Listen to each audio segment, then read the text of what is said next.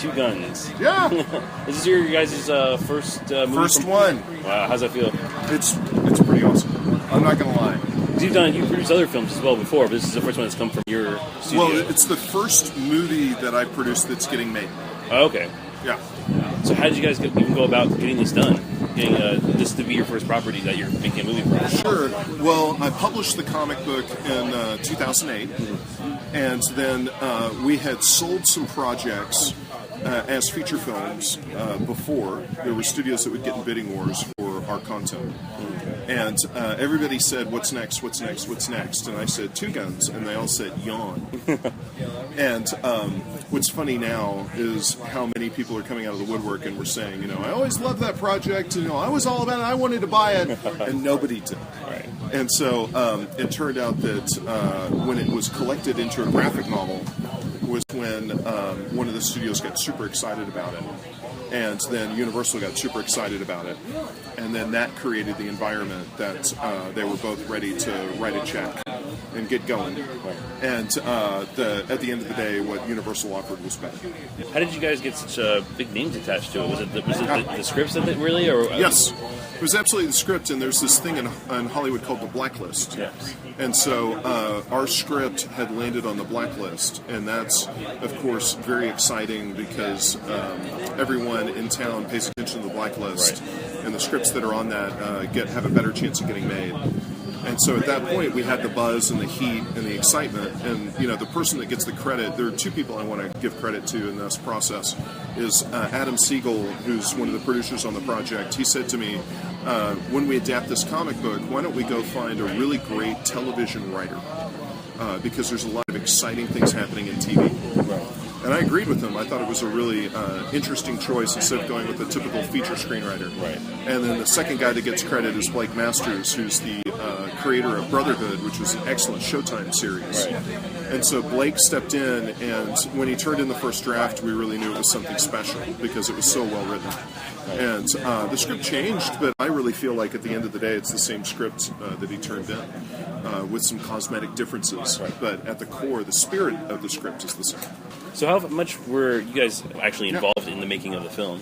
Yeah, well, I sold the project to Universal and negotiated the deal and picked the producer that was on the project, then worked on developing the story hand in hand with Adam Siegel, and went through that process, worked with Blake, and saw the different drafts.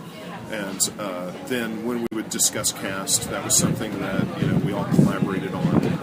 And when it came time to do production, my wife was actually pregnant. Oh, wow. And she was in the strike zone of actually delivering a baby. Oh, wow. And so I was able to spend a good amount of time on the set. But at the end of the day, I needed to get home and get my catcher's mitt to grab that baby. Exactly. So, yeah. And it's actually, the cool thing is that the movie comes out on the birth date of my daughter. Oh, wow. Yeah. So Perfect it all comes around, man. It all comes Perfect around. timing. Yeah. So, was there a goal of you guys to keep it close to how the actual graphic novel is, or were you guys willing to really kind of separate yourselves to make the best picture? Well, I think you need to make, we already made the comic book.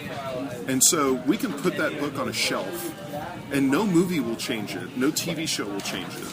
And so we always had the security of knowing that we made that awesome comic book, and we were proud of that. And so when we went to a film translation, we had the confidence of knowing that there can be some changes in an adaptation. That's the definition of the word adaptation, right? And what was kind of fun about it was I was very open-minded, and Blake, the screenwriter, was actually someone who said, who's a real voice in the process, and said, the core storyline from the comic book is the core storyline that we need to do. Right. And in particular, Mark's character, he plays a special forces, he's naval intelligence, okay? Denzel is DEA, it's Drug Enforcement Agency, right? And so a lot of people wanted to change it from DEA to maybe DEA and FBI, or DEA and CIA, or DEA and NSA. And Blake, and I wasn't going to categorically say no, maybe that would be cool. Right. I was willing to listen and have an open mind about those things. But Blake was the one that said it's better because the thing about Mark's character, Stig, is that he's a soldier. and he has a loyalty to his country, and he has an honor and a duty. And one of the things that they're doing in the marketing is, in the trailer, Mark says, you fight for the guy that's next to you. And that comes from him being a soldier. And that's a character rooted that's in the graphic novel. And Blake really defended that, and I think did an excellent job, and maybe, convinced me when I was ready to stray away from it to make the best movie we could. So is the story based on the entire graphic novel? You said you put it together. Or is there any chance of there possibly being sequels? Are you guys open to that kind of thing? Or? Oh, well, we're publishing 3 Guns. And the first issue comes out the Wednesday after the movie. Okay. So people can go see the movie on Friday, and then they can go to a comic book shop on Wednesday, and they can pick up the start of the sequel in comic book form. That's now, cool. I can't guarantee you that it's going to be what a sequel movie would be. Right. I hope that we're successful enough to have a sequel. That would be exciting. Right. But we get to continue the story of Bobby and Stu. And from the trailer, and I haven't read the comic, and I apologize for that. but I've just from the trailers, it seems like it's a really kind of funny action film. Is that something that's carried over from the Absolutely, comic book? Okay. Absolutely. And I think that the difference in tone is that Stephen Grant is more wry and a little bit more sardonic in his delivery of the comedy in the graphic novel. Now, Stephen says that the original graphic novel is a comedy. And what he means by that is that he thinks it's insanely funny that 2 government agencies would investigate each other without knowing that the other guy is undercover. Right. And that at the core, they would end up stealing cash in a black bag operation from a 3rd government agency. And I think you might be able to infer from the behavior patterns of the government in the material what Stephen Grant thinks of the government. Okay? And so that's his sense of comedy. And what I say to Stephen is, it's a crime story. It's not a comedy. It's a crime story. Right. And so he and I playfully disagree on that. And so I think that the movie script isn't sardonic like Stephen. Stephen has a real sort of noir voice to what he does. Okay. And so it has an edge, and it requires you to realize that there's a tremendous amount of sarcasm being used. Venomous sarcasm sometimes. And in the movie, we're a bit more playful and have more fun. Yeah, it definitely seems like there's a humor. I think that's one of the things that separates the trailer from some of these other kind of crime films you see and stuff. Yeah. Is the humor, especially with such great 2 actors like that. Yeah. To play off each other. So do you guys have any other projects that you guys are looking to do as well from Boom Studios to make into films? Well, we have a whole slate of things that we've sold that are projects that are in development in Hollywood. And we've approached more than 20 that we've sold as film or television shows. Okay.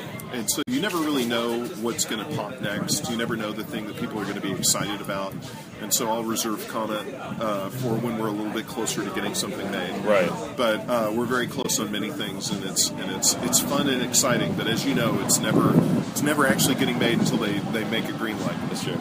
When you started the studio, was that something that you guys had maybe a goal of trying to adapt your comics into films? I think at the core, one of the reasons I was drawn to the name Boom Studios was studios sounded really cool next to the name Boom. Yeah. They both have that same kind of vocal quality to it.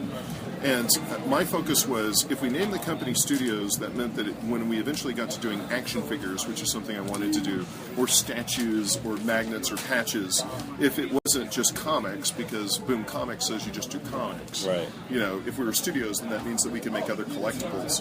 And at the core of it, I always knew that we were going to do great material. And so if Hollywood comes, terrific. But if they don't, we made a great story. And that was something we could be proud of. And at the end of the day, Hollywood, people get really excited about Hollywood. But it's a really crazy world, and it can break your heart. And so if you set your heart on getting success from Hollywood, you're going to get your heart broken. Instead, I'll hang with my comic book brethren, and we'll publish great stories with great creators, and we'll do our own thing. And if Hollywood wants to come to the party, then that's awesome.